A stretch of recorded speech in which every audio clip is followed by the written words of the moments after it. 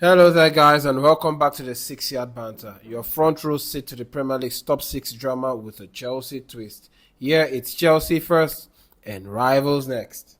So, with everything that has happened, and we think that the summer window is closed, we're in the international break. We thought we were going to be having a calm international break where everyone that's just is having a breather from the chaos of the international break and all that.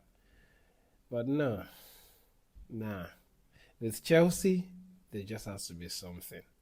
We don't get breaks. There is never a break for Chelsea.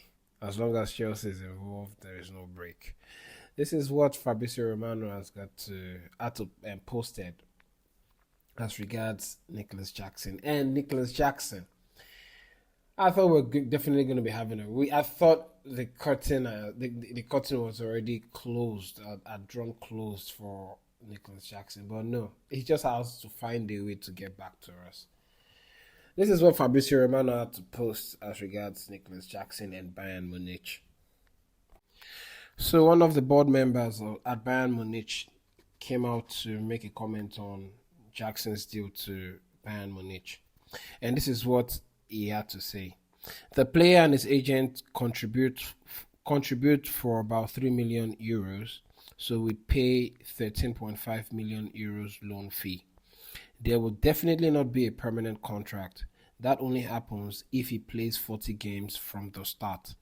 It will never happen, told Sport One Dopa. Okay, so let's just try and put this on the table and put them together piece by piece.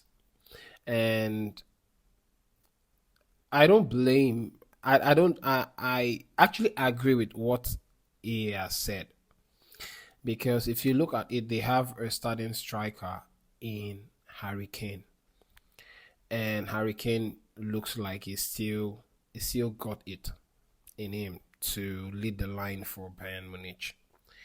Nicolas Jackson is supposed to be an understudy to Harry Kane. There is no way he's going to displace Harry Kane of his position. Okay, the only way he gets to start is if Harry Kane is sidelined for a lengthy period of time. That's one way Jackson gets to start gets the starting berth. Other than that, unless it's for tactical reasons, which I do not even think that Vincent Kompany, the coach of Bayern Munich, would actually want to drop Harry Kane for Nicolas Jackson, because Harry Kane, the same style of Jackson. Jackson's movement is similar to that of Harry Kane, and Harry Kane does it very well. Okay, it does Jackson's job very, very well. As a matter of fact, very, very well. Jackson needs to learn from Harry Kane. Now, the obligation gets activated if he starts 40 games from the start. How is he going to do that? Okay, now this is where I start to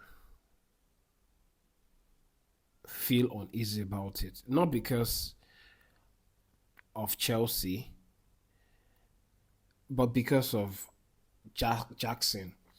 When you look at the way the turn of event on how Jackson left the club, it looked like he started burning bridges. And in his first interview, after he got unveiled, he referred to Chelsea as his former club. And started making comments on how it's going to come up against Chelsea and this and that and whatnot. It just looks like he's shot himself in the foot.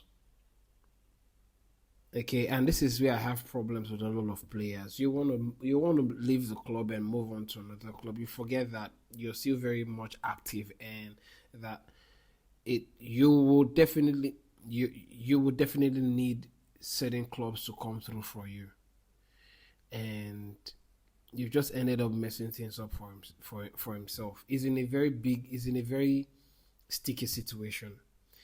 If he doesn't play 40 games, start 40 games in the Bundesliga this season, the obligation doesn't get activated, which means it becomes a loan with an option.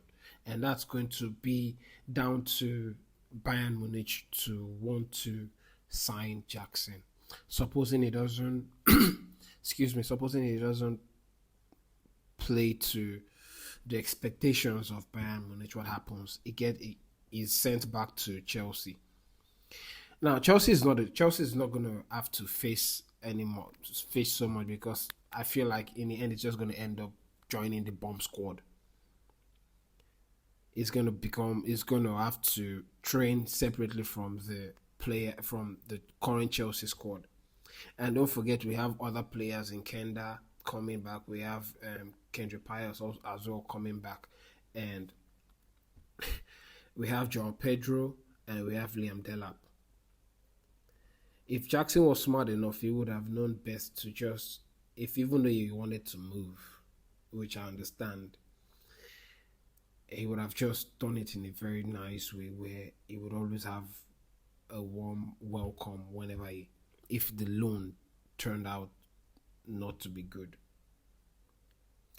He's actually thrown himself into a very sticky situation, and that's him doing it all by himself. And now that's that on Jackson's situation. Now let's talk about the man, Hoeneß, or whatever his name is, who has come out on TV or during the interview to make such posts. I don't know what the reason behind such comments is, but I don't think it's right. Even if you're trying to motivate the player, I think there are better ways to do that. For real, you don't go on an interview as this and say something like that. You've actually, I don't know if it's going to be motivating. If I was to be Jackson, I don't know if it's going to be motivating, or if it's going to get me to be at the topest form to challenge Harry Kane and take his position in the Bayern Munich squad starting lineup. His reason behind this is what I really do not get. I really do not understand. But if you guys have any answer to this, please kindly comment in the comment section below. Let's move on to other things that Fabrizio Romano posted. So during the fan tweet, Fabrizio posted or was asked a question as to how he gets transfers news and all that. And this is what Fabrizio had to say. He said, how do I get info on transfers? Many players send me DMS directly, or I also send them messages to ask for information. Sometimes they tell me, please, can you say something about me because I want to leave the club.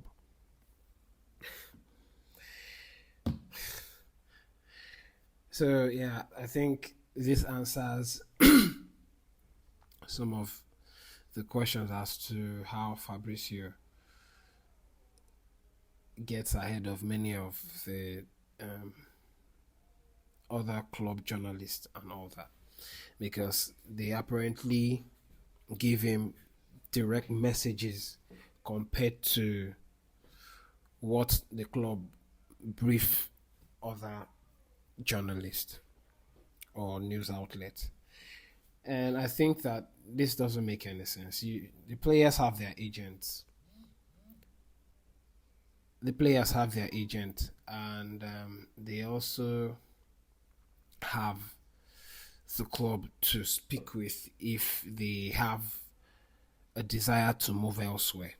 Why do they have to bring in a third party in Fabrizio Romano to just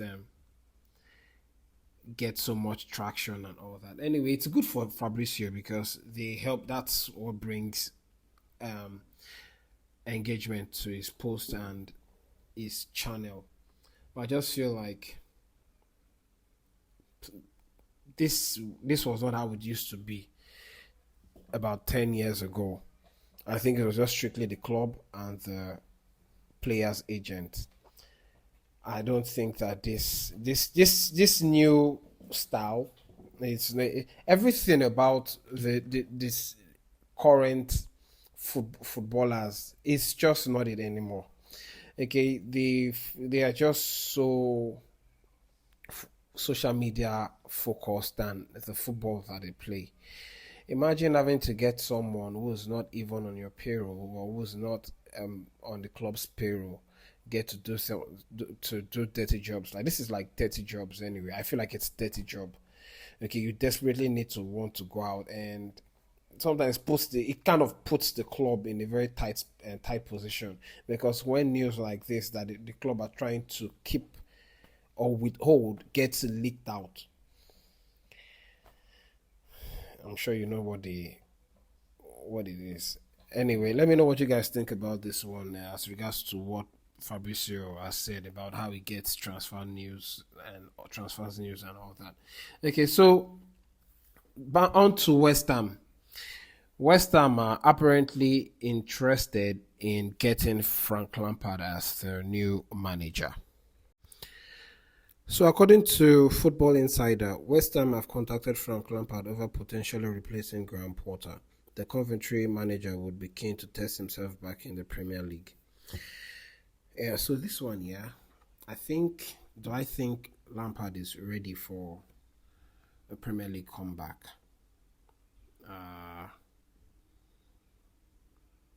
Yeah, for West Ham, okay. I think Frank Lampard will be able to do a good job at West Ham. But what would they expect of him? What would be the target for Frank Lampard is the issue. For Coventry, where the championship, the demands and the it's not as high as the Premier League. And once it comes to the Premier League at West Ham, it's going to be a lot is going to be expected of him. I feel like with what he has experienced over time and what is his experience he's not had a lot of experience, but I think he should be able to do a good job at West Ham. That's my take on Frank Lampard. So let's talk about Rashford. Rashford at Barcelona looks like they may make a decision to send Rashford back to Manchester United. Apparently, he's not showing enough. The coach is not seeing enough from him, and it might end up getting sent back to Manchester United. And then it begs the question: what exactly is wrong with the players of Manchester United?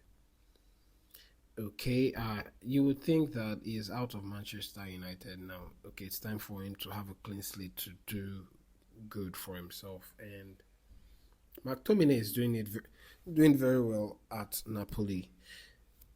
I hope that Alejandro Garnacho is going to do well at Chelsea. And you would think that with the pace and intensity at Premier League, Rashford should be able to kill it at Barcelona, and Hansi Flick as well as the rest of the Barcelona board members are contemplating on sending Rashford back to Manchester United. You think that this is now the players' issue, no longer the clubs, because he's already out of Manchester United, which is a graveyard for most of all the players that they've signed. You would think that Rashford should be able to do so well at Barcelona in La Liga, but no, it is not. So, well, Rashford, I just hope that. What do you maybe Chelsea can get Rashford on loan, just a straight loan. What do you guys think? Just to complement the third striking position, I think he would do better than McGill. I'm just gonna say it as it is. McGill is being appreciated by Enzo Maresca and the rest of the Chelsea squad and yada yada yada yada yada. Yeah, we know that. Okay, but it's still very raw. Let's not kid ourselves. It's still very raw. So if we can get Rashford on loan, maybe in the January transfer window, hopefully we can, and it can help us just become the third striker. Maybe. And I watched a clip where Garnacho had his first few training sessions during the international break. What do these men or these guys do at Old Trafford or Carrington? Do they not train at all? Because it seemed like Rashford and Garnacho could not even keep up with the training at Chelsea. I mean at Cobham. What are these guys doing? What did they do? What exactly did they do? Because Garnacho coming to say his legs are wobbling, his legs are no longer there and all that. Man, someone needs to check out what these guys do at Carrington in Manchester United. Anyway, that's all we have for now. Let me know what you guys think about everything that has been said and done, or talked about rather. Don't forget to like, comment, and subscribe. Till we meet again, it's Chelsea first and Rivals next. Peace.